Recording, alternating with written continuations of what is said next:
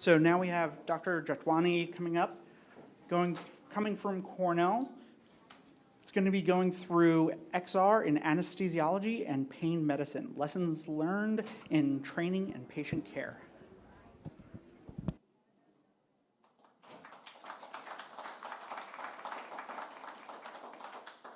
Thank you everyone for being here today.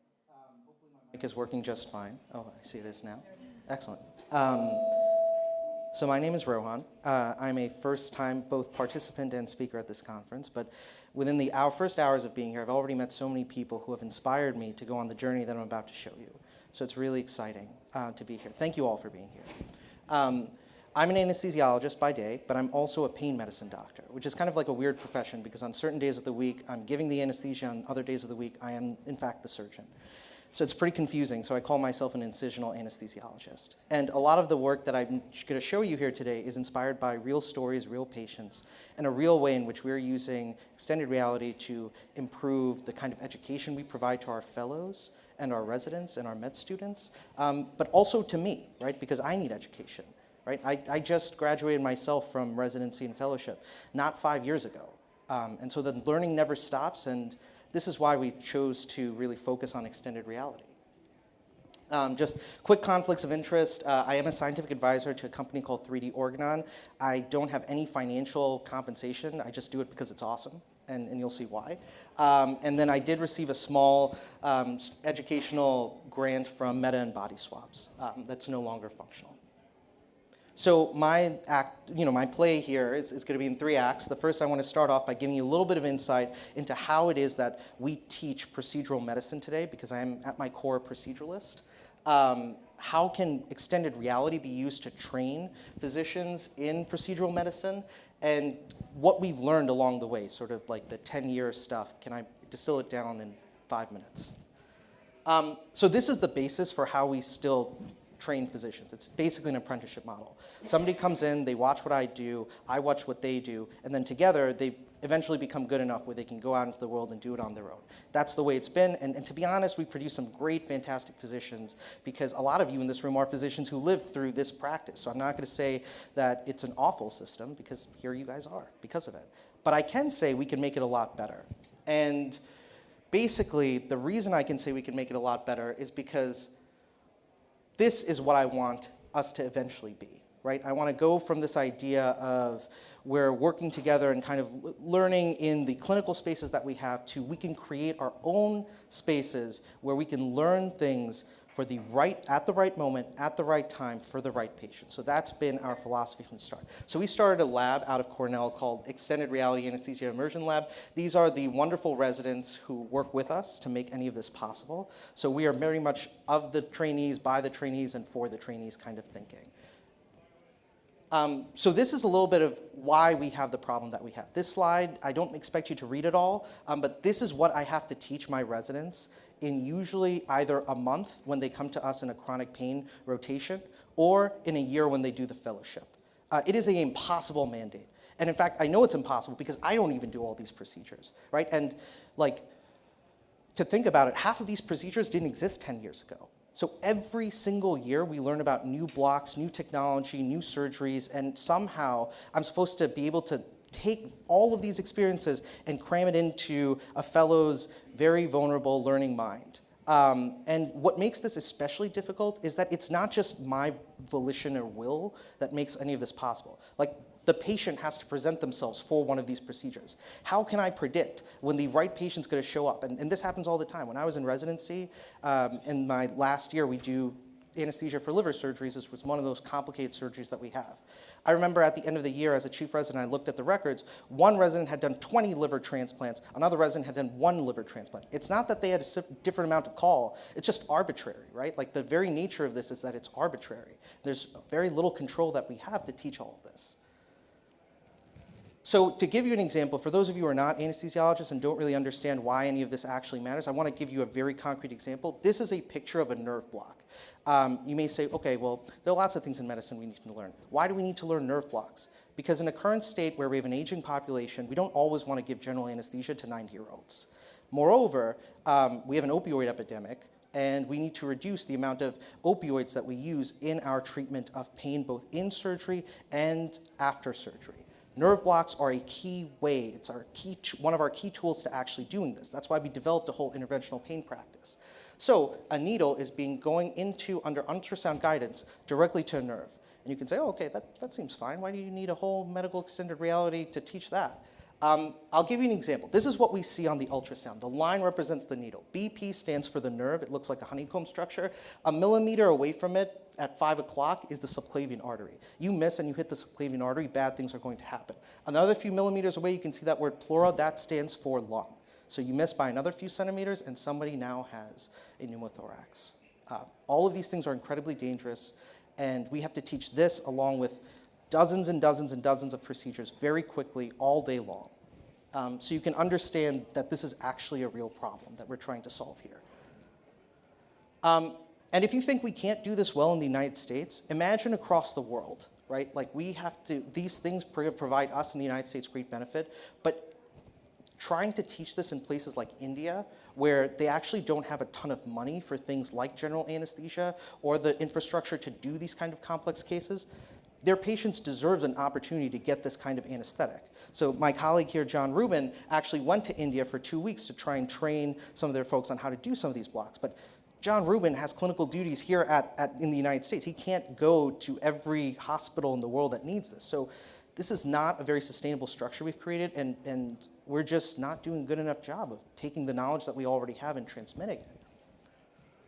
And I know this because we've done studies on this. So again, it's a very busy slide. So this is a study that came out in 2015. It's not from Cornell, but if I told you the name of the academic medical center, which out of sort of courtesy I won't, you'd be like, oh, like I know that academic medical center's name.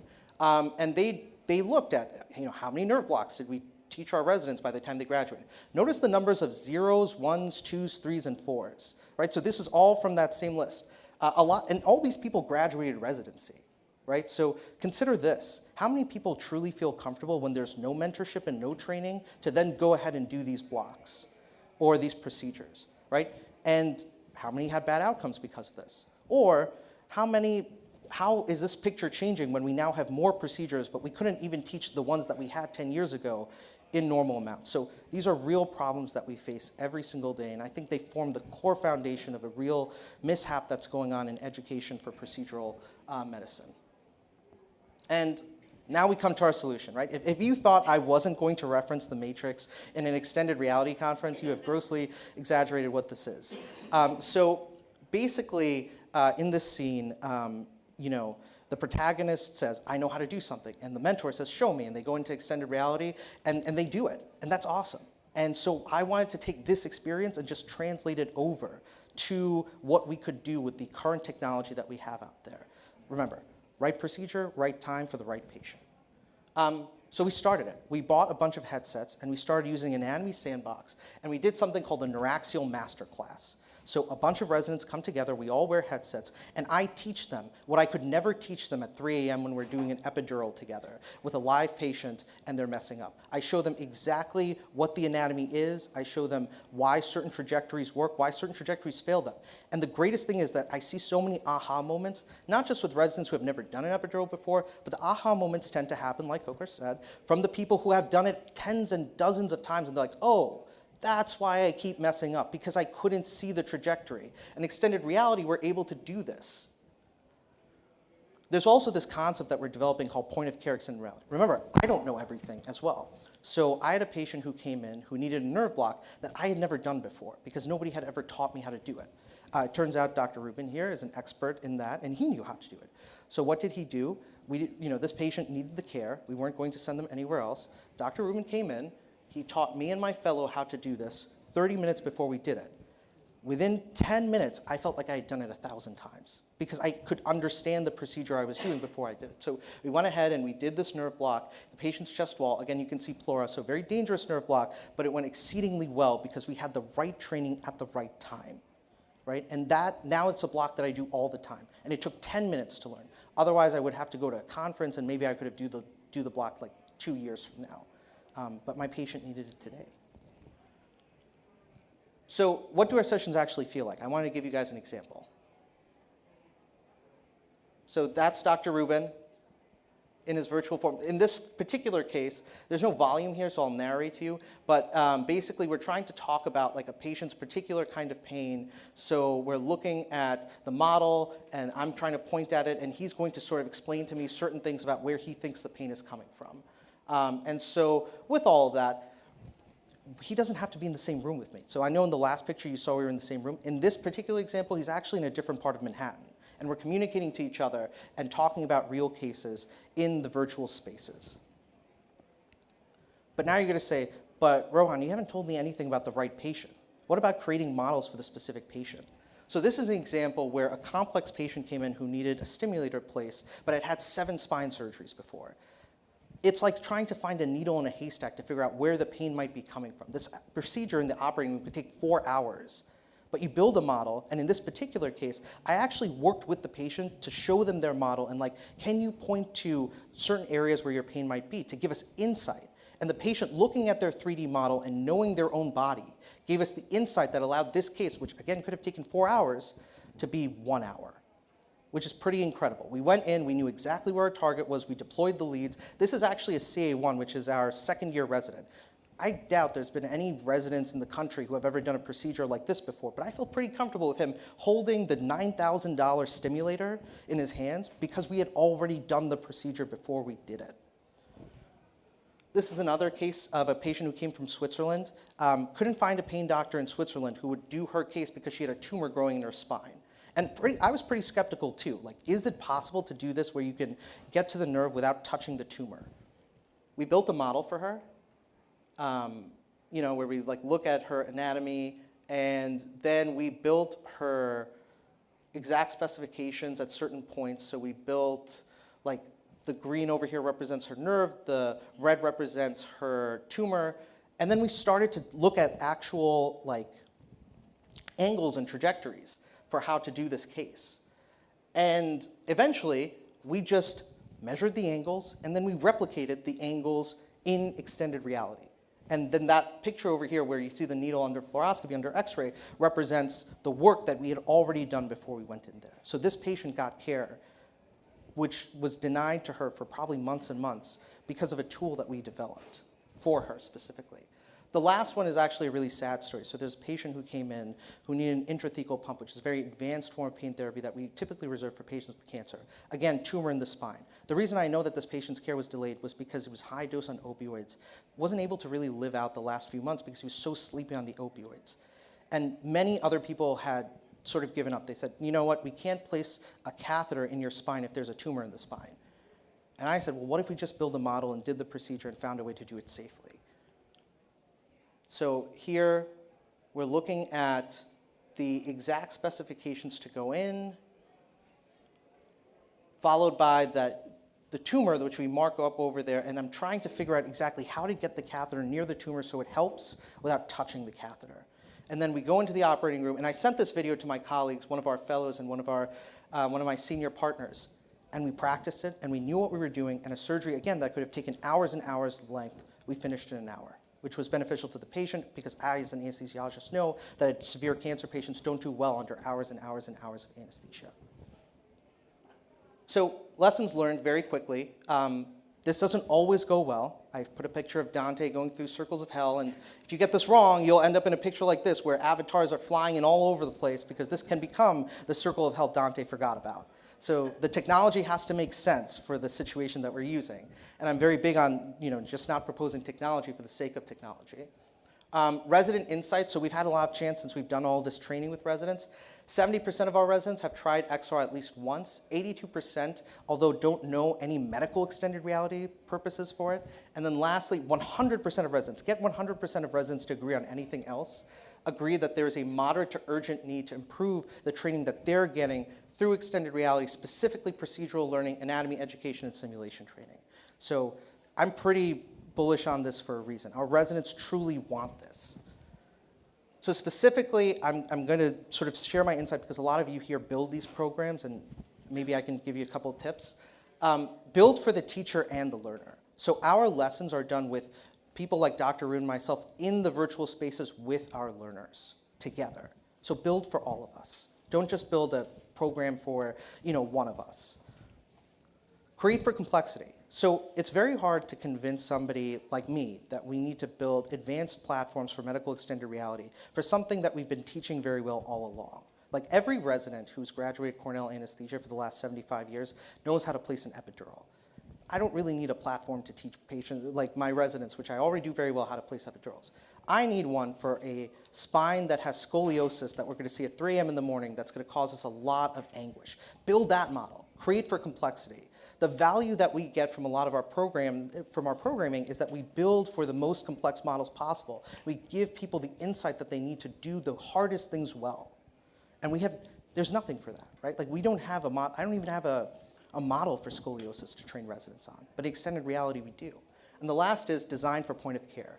Make it for the right patient at the right time at the right moment. If we focus on that, if we make it easy, if we make it a 10-minute process, people will adopt it. If it takes hours and hours and hours to do in a sim lab that nobody ever sees as a resident, it's going to be really hard to pull it off and get mass adoption. So there you go. That's my talk.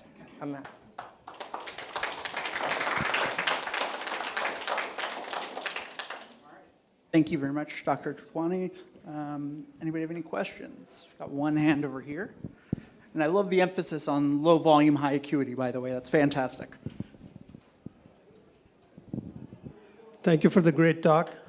I have a question about the create for complexity. So how do outside developers who are not doctors, how do they find out about what are those complex cases so that they can apply their talent to that? How many people here are physicians in this room? Yeah, I know. You guys know the complex cases. Like, you know what keeps you up at night. You know, like, when you're about to go into the operating room in the morning, what's going to keep you awake and what doesn't. You know what's routine, you know what's not routine. We need to do a better job of explaining it to our colleagues who are building this stuff. I think the fault lies sometimes on our part. Like, we just don't tell you. Like, I don't tell you that, like, one of the hardest things to train a resident on is how to get a patient on and off ECMO. But some other circuits, yeah, totally fine. So, like, we need to do a better job of communicating, working together to say, hey, we don't really need this tool, but for this particular case, I need it, and I needed it 5 days ago.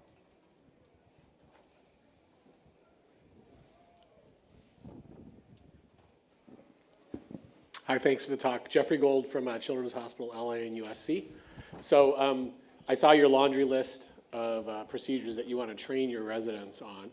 Is there any type of training to mastery that's included in your ACGME accreditation for training your anesthesiologists, et cetera, for sort of their future careers? And which software were you using to teach and train the residents? I might have missed that. No, of course. So thank you. I'm fairly software agnostic, so I never really mentioned, but we use a couple. First of all, Dr. Gold, I know actually about your work. I just read your paper that came out in JMXR, plug for JMXR. Chris Lynn, who's the first author, is actually one of our interns now. Oh, nice. And going to work with us on XREL. That's great. So thank you for all you did to sort of push him in that direction. My pleasure. So we use a spectrum of programs from 3D Organon, which is a very simple anatomy sandbox, all the way to Medical Holodeck, where we build out models. One of the software modeling programs that we use is called Lucis, where in virtual reality, you're able to do the segmentation to create the models yourself.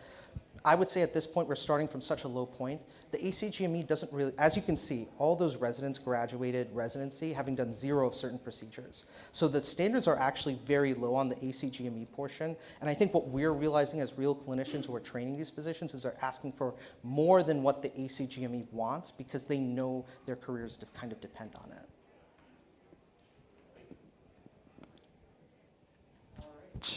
Well, just to keep us on time, I will go ahead. Hate to break up a good time, but Of we'll course. ask our next presenter to come on up.